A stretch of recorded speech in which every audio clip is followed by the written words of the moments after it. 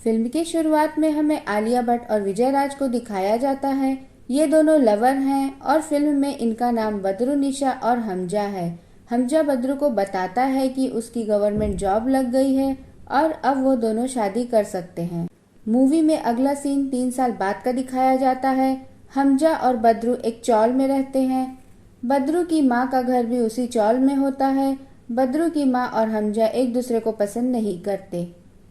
हम देखते हैं हमजा शराब पी रहा होता है और खाना खा रहा होता है। तब उसके खाने में उसे 2 बार कंकड़ मिलता है। हमजा गुस्सा कर बदरू की पिटाई करने लगता है, जिसकी आवाज़ उसके घर के नीचे ब्यूटी पार्लर होता है वहां तक सुनाई देती है। दूसरे दिन सुबह हमजा एकदम नॉर्मल होता है और वो बदरू से रात की बात के लिए माफ़ी मांगता है।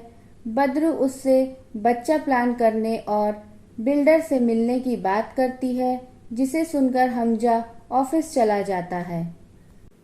ऑफिस में हम देखते हैं हमजा रेलवे में टीसी होता है, पर उसका बॉस उससे टॉयलेट साफ करा रहा होता है। दूसरी तरफ बदरू को उसकी माँ के यहाँ देखते हैं। वहाँ जुल्फी आया होता है। जुल्फी चोरी के सामान बेचता है। वह बदरू को बचपन से पसंद करता है। बदरू की माँ इसका फायदा उठाकर जुल्फी से हर सामान सस्ते में खरीदती है। जुल्फी और बदरू की माँ बदरू के शरीर पर चोट के निशान देखते हैं। इसके बाद हम बदरू और उसकी माँ को मेडिकल स्टोर में देखते हैं। बदरू वहाँ से शराब छुड़वाने की दवाई लेती है।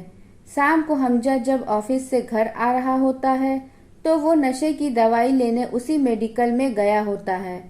वहाँ मेडिकल वाला उसे गलती से यह बात बता देता है कि उसकी बीवी शराब छुड़वाने की दवाई लेकर गई है।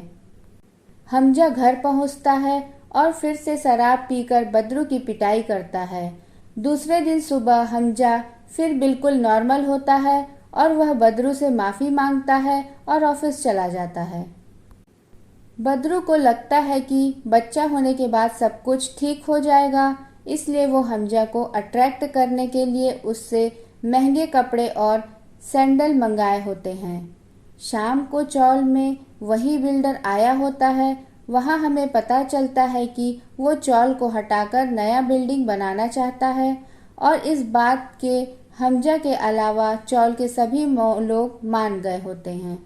बदरू हमजा को मनाने की कोशिश कर रही होती है। हमजा फिर से शराब पी रहा होता है।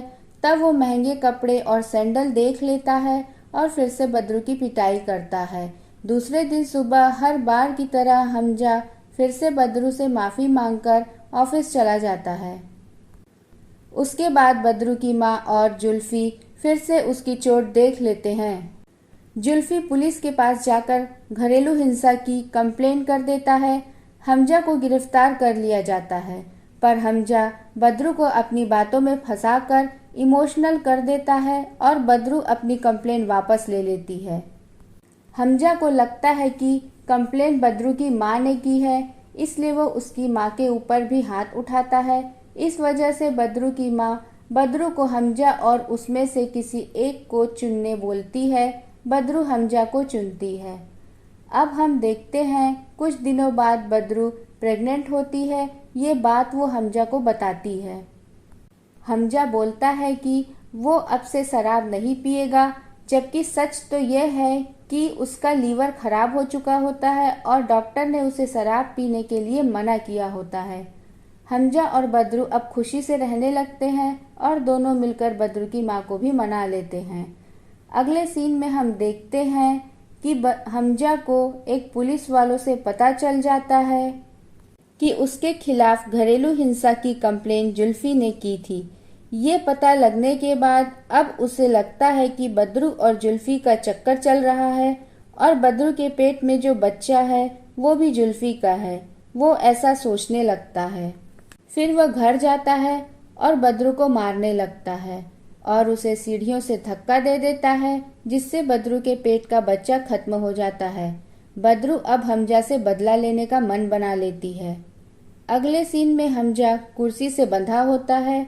बदरू अपनी माँ को बुलाती है और कहती है कि वो हमजा को जान से नहीं मारेगी, बल्कि जैसे हमजा उसको टॉर्चर करता है वैसे ही वो भी उसे टॉर्चर करेगी।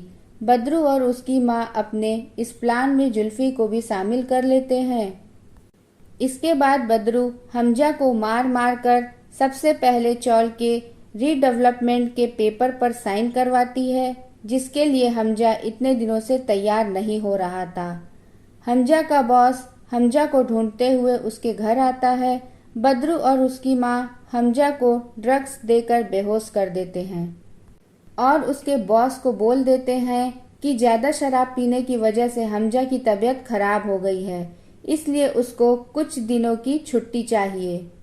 बदरू और उसकी माँ पुलिस में जाकर हमजा के गुमशुदगी की कंप्लेंट लिखवाते हैं। वहीं पुलिस वालों को उन लोगों पर शक हो जाता है। इधर हमजा घर पर जुल्फी को अपनी बातों में ले लेता है और उसको आज़ाद करने बोलता है।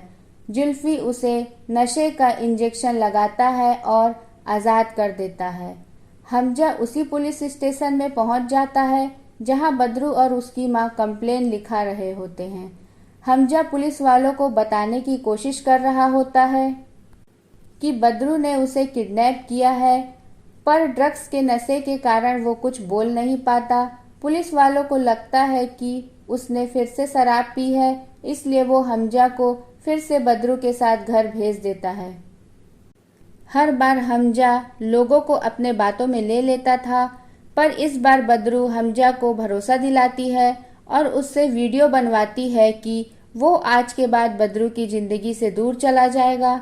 फिर बदरू और बाकी लोग हमजा को बेहोश करके ले जाते हैं और ट्रेन की पटरी पर बांध देते हैं।